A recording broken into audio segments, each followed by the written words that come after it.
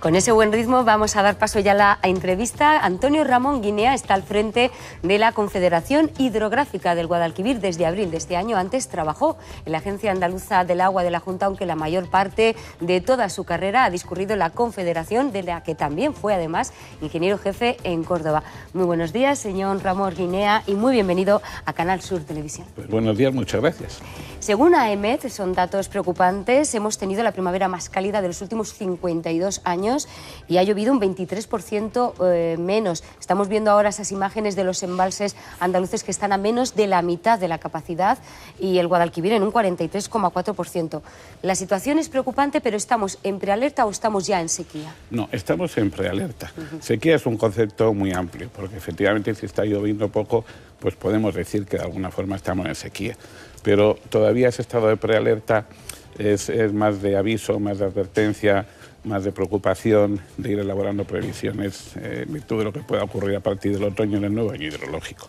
Pero todavía no es una sequía profunda, dura, como tuvimos en otras épocas, por desgracia, ¿no? Sí, en los años 90 recordamos que los cortes del suministro eran hasta de 10 horas diarias. La situación entonces está muy lejos de llegar a ese punto crítico, ¿no? Estamos todavía muy lejos. De hecho, los años que llevamos relativamente secos, los 5 últimos, las precipitaciones no han estado muy lejos de la media. Lo que pasa es que ha llovido mal, como decimos en nuestro oficio. La distribución durante el año ha sido muy errática, ha llovido en meses que no son los habituales.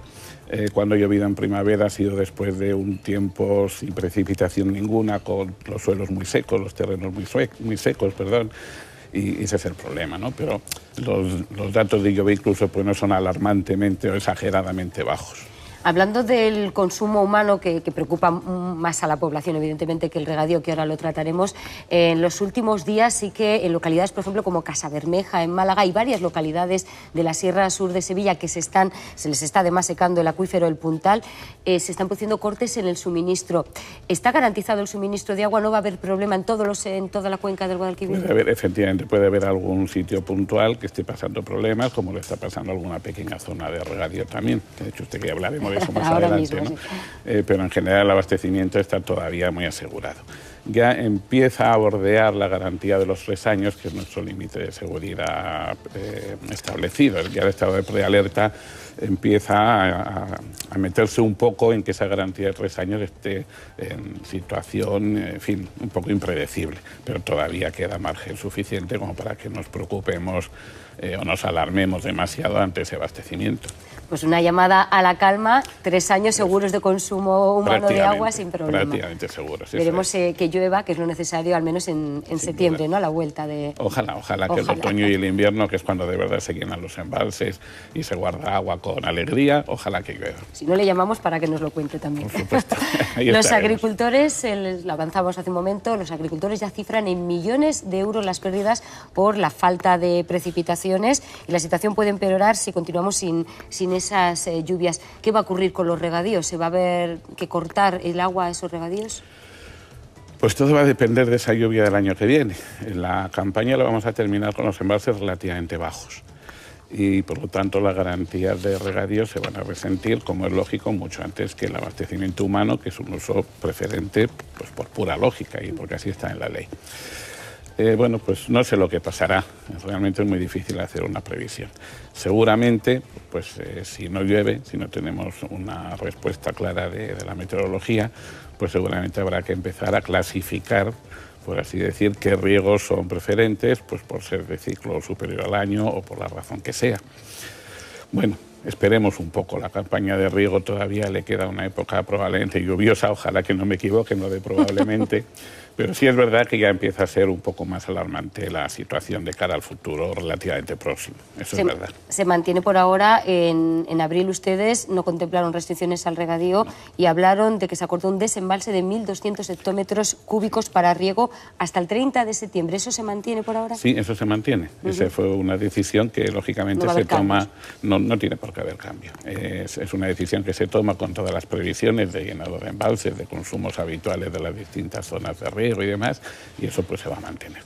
Como se mantendrá, si fuera el caso, la pequeña, digamos, propina, si me permite esa palabra, pues de que quien no haya gastado toda su dotación puede alargar un poco la campaña o tener un cultivo esporádico o un episodio esporádico. Así se promueve además que haya un uso responsable del agua. En las zonas donde se pueda, lógicamente. Claro, y el uso responsable, selectivo. a la vez que pedimos o a la vez que autorizamos el desembalse de 1.200 hectómetros cúbicos, ya estábamos pidiendo, démonos cuenta dónde estamos en un ciclo seco, no sabemos lo que pasará en los próximos años, por lo tanto seamos lo más prudentes posible. Pero en eso también hemos tenido la mala suerte de la primavera y verano muy caluroso. A ver si cambia la situación. Un estudio de ustedes alertaba de que, vamos con el tema de Doñana, de que 3 de las 5 balsas de agua de Doñana estaban peor de lo que se esperaba para esa época, lo que llegaron a decir que compromete la supervivencia del propio espacio. Los ecologistas incluso ya han pedido que se declare en riesgo algo a lo que la Junta se ha negado. ¿Cuál es la situación de Doñana? ¿Peligra o...? No es, exactamente no es como usted lo ha explicado. De las 5 masas que están definidas, 3 de ellas están en mal estado y 2 en estado bueno, que son precisamente, hay que resaltarlo, las más ligadas al parque natural, la zona del manto eólico y la zona de marismas de Doñana. Y de las otras 3, lo que están es peor de lo que hubiera sugerido la evolución de las precipitaciones de este año. ¿Por qué? Pues seguramente porque esos acuíferos necesiten más tiempo de recarga, porque esa distribución atípica de las precipitaciones no es la más adecuada, en fin, puede haber pues toda una serie de razones subterráneas, igual que el agua, difíciles de explicar, ¿no? Pero precisamente de esas 3, una de ellas, la de la Rocina, es la que más ha mejorado su estado, no en relación con la precipitación, sino su estado, digamos, absoluto respecto del año pasado. Por lo tanto, concluíamos nosotros que el informe pues, es relativamente optimista. Todo ese conjunto de cosas que le acabo de decir pues, se traduce en que la media de las 5 masas está un poquito mejor, aunque sea una mejoría leve. Pues claro, esa mejoría leve después de 5 años de precipitación difíciles, pues no cabe duda que es un diagnóstico razonablemente bueno o que permite pues, mirar al futuro con cierto optimismo, teniendo en cuenta todas las medidas que se están tomando. Hombre, sí que es cierto que el consejero estuvo aquí también en la entrevista y nos comentó que se están cerrando 300 pozos ilegales, que es uno de los problemas principales que tiene el tema del agua en Doñana, ¿no? El control de esos pozos ilegales. Claro, evidentemente la evolución de los acuíferos está absolutamente ligada a esas extracciones de agua, pero se están haciendo ya muchas cosas. Ya en la zona del Fresno ya se está regando con aguas superficiales, con lo cual se está evitando el tener que hacer determinadas extracciones. El Estado compró el año pasado una finca, la finca Los Mimbrales, el año pasado hace 2, no recuerdo exactamente la fecha, con la cual se están ahorrando también cerca de 7 hectómetros cúbicos de extracción subterránea. Y se está avanzando muchísimo en el control. Además de la mano de la Junta, muy de la mano de la Junta, que esto es muy importante resaltarlo, porque a la vez que ellos están programando las actividades de la corona forestal y del regadío y demás, pues nosotros estamos acompañando y ellos a nosotros a su vez con las medidas de control hidrológico y todo eso. Se están apartando, se están por fin quitando algunas de las amenazas. Está hablando de esos pozos ilegales, también el dragado del Guadalquivir se ha descartado. Hay otra amenaza que es ese almacén de gas natural que quiere hacer en la zona. El Congreso ha pedido ya que no se haga. El propio consejero de Medio Ambiente nos dijo que hay un informe del CSIC, del Gobierno Central, que dice que hay riesgo sísmico y pidió al Gobierno que lo paralizara. ¿Qué información tiene usted? ¿Cree que ese almacén se va a hacer? Pues prácticamente la que usted acaba de citar, porque es un tema que a nosotros no nos afecta directamente, no tenemos parte en ese expediente y desconocemos un poco cuál es la magnitud o cuáles son esas consecuencias sísmicas. Evidentemente, pues las autoridades geológicas, el Instituto Geológico y Minero, etcétera, pues sí que están con cartas en el asunto, ¿no? Y ellos nos dirán si a su vez algún riesgo para los acuíferos añadido o lo que fuera, pero es un tema que se escapa de nuestra competencia y salvo esa, pues digamos, controversia que hay entre quienes lo promueven y quienes lo paralizan y estos estudios y tal, pues no le puedo decir. A vosotros no nos afecta, ¿no? A la Confederación a nuestros efectos de la ley de aguas, de control hidrológico y tal, no nos afecta de forma directa. La Junta y el Gobierno se han enzarzado recientemente en una polémica a cuenta de un trasvase de 19 hectómetros cúbicos de agua para la zona del Condado de Huelva, que también está cerca de Doñana. El delegado del Gobierno, Antonio Sanz, aseguraba que estaba en marcha. El consejero insistía en que eso no se había producido, que a los regantes no les había llegado. ¿Cuál es la situación? Evidentemente, a los regantes no les ha llegado el agua todavía y aún ha de tardar un poco de tiempo. Estamos hablando de una transferencia de agua entre cuencas diferentes. y en un volumen superior a 5 hectómetros cúbicos, entre 15 y 19, que ha dicho usted. Yo tengo más el número de 15 en la cabeza, que por lo tanto requiere una ley. Requiere la tramitación de una ley de trasvase o de transferencia, o como se llame en su momento, que regularice, que establezca las normas, la forma en que se hará, fije sus comisiones de seguimiento, etcétera. La tramitación de una ley pues es evidentemente un proceso largo, pero sí se está trabajando ya técnicamente en definir cuáles serían las obras necesarias, cuáles serían esas condiciones para producirse o no, para seguirlo, etcétera. Entonces sí se está trabajando en él. Las dos cosas son un poco verdad, no llega todavía, pero sí está ya en marcha de alguna manera. No tiene un plazo para cuándo va a llegar, ¿no? No se sabe. No, porque ya los temas parlamentarios y demás, pues se nos escapa un poco su ritmo, ¿no? Pero sí es verdad que ahora, bueno, pues con motivo del Pacto del Agua que está impulsando el Gobierno y nuestra ministra y demás, pues es de suponer que se acelere. Se acelerará, efectivamente. A eso le iba a preguntar, porque precisamente la Junta estuvo reunido ayer, la Junta con el Ministerio en Madrid, porque está reuniéndose con todas las comunidades, hablando de ese Pacto Nacional del Agua. ¿En qué va a consistir? ¿En qué vamos a notar la mejoría? Pues en muchas cosas. La primera de todas es un poco de término general, el que todos estemos de acuerdo en qué líneas tenemos que trabajar, pues esto me parece importantísimo. Luego vendrá en una segunda etapa, como es lógico, pues definir en cada línea qué actuaciones concretas hay que hacer, cuál es el vehículo que nos va a permitir llegar a esas metas comunes, ¿no? Pero hay unas líneas maestras que se están planteando, a las cuales se pueden añadir, como es lógico, durante el diálogo, pues otras derivaciones, otros apellidos, digamos así. Uno es el estudio de los déficits hídricos, que hace falta en cada cuenca, que trasvases o no serán necesarios, en fin, lo que sea. Mejoras ambientales, es un tema, por ejemplo, en relación con las masas de agua que usted ha comentado hace un momento, pues importantísimo. Riesgo de inundaciones y protección y gestión, y ahí aparece, igual que en los temas ambientales, aparece el suceso hecho casi fantasma, podríamos decir un poco en broma, del cambio climático, que es un hecho que estamos viviendo en todo caso, y un cuarto que serían pues las medidas de gobernanza y de gestión de los asuntos, de tramitación, en fin, etcétera, ¿no? Son 4 líneas básicas en las pero que las importantes, las principales líneas, claro. Las 4 son importantísimas, por supuesto, ¿no? ¿Y en eso estamos bien en la cuenca del Guadalquivir? Pues en general. Yo creo que sí, porque estamos en esa fase que usted ha mencionado de diálogo con las comunidades autónomas, y por lo que a mí respecta y por lo que estoy viviendo desde que fui nombrado en abril, pues la relación no puede ser mejor y las ganas de colaborar por ambas partes no pueden ser mejores tampoco. Eso redundará, por supuesto, en beneficio de todos los ciudadanos. Así lo esperamos todos. A las puertas de Doñana, como estamos hablando, ha llegado también ya el mejillón cebra, una especie invasora que se encuentra en embalses, que está afectando a muchos riegos en nuestra comunidad. Los regantes exigen más medidas de control a las administraciones. ¿Se están tomando esas medidas? ¿Cuáles son? Sí, bueno, hay una medida básica. La expansión del mejillón cebra es un fenómeno muy complejo porque la velocidad de reproducción es tremendamente alta. Y de hecho los expertos del mejillón cebra pues no encuentran todavía la manera de atajarlo, como no fuera pues por técnicas ya muy sofisticadas que yo sepa al menos pues todavía no están lo suficientemente contrastadas. Por nuestra parte lo que podemos hacer es tratar de impedir que se extienda lo más posible, o sea que se extienda lo menos posible, quiero decir, ¿no? Sí, controlarlo, claro. ¿Y cómo? Pues estamos tomando medidas de control de acceso a los embalses.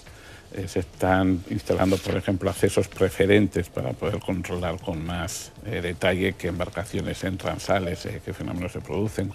Se están montando estaciones de desinfección.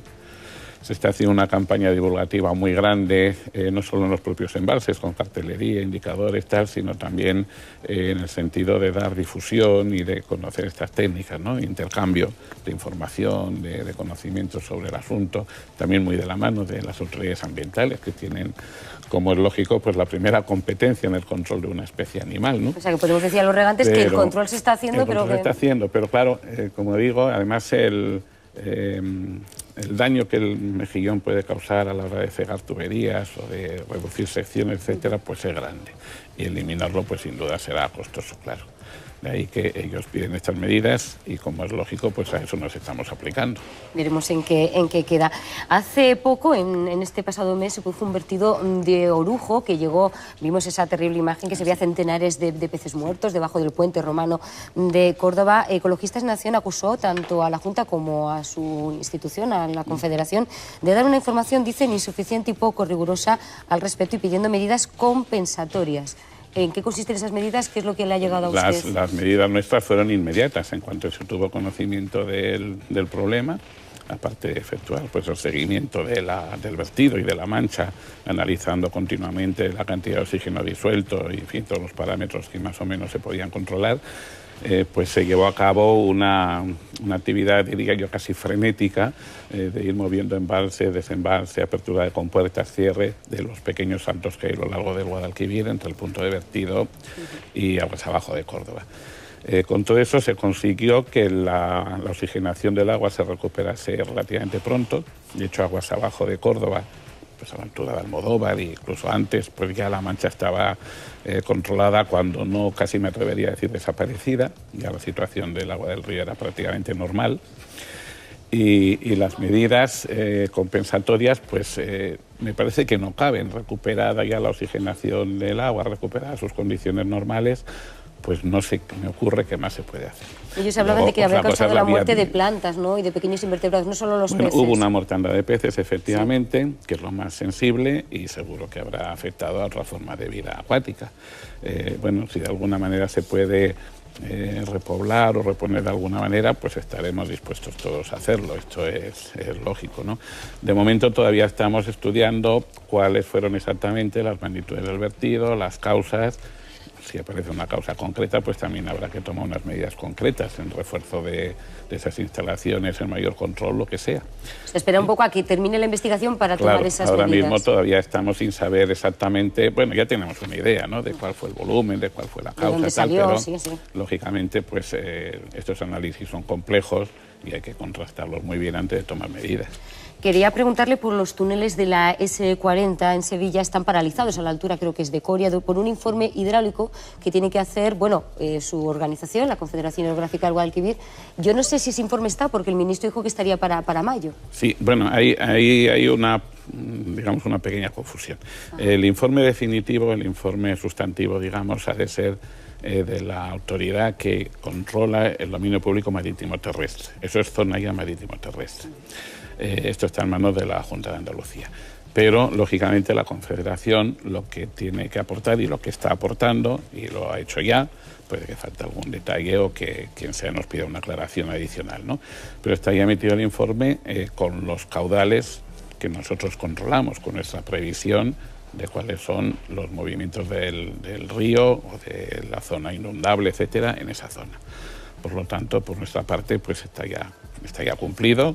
Insisto, a reserva de que si hay que aportar algo más o aclarar algo, pues lo haremos. O sea, que esas avenidas están, ¿no? Esas avenidas están, y el informe supone un aumento de presupuesto o algún cambio del trazado, pues ¿no? Eso ya no lo conozco, el proyecto de los túneles y demás. ¿Cómo queda con ese informe? No lo conozco, ¿no?, a ese nivel de detalle. Pues muchísimas gracias, señor Antonio Ramón Guinea, por haber estado con nosotros aquí en Canal Sur Televisión. Pues encantado y a su disposición para cuando llueva o para cuando siga sin llover. Esperemos que sea lloviendo y que le llamemos porque haya llovido y que nos mucho. entrevistemos con paraguas.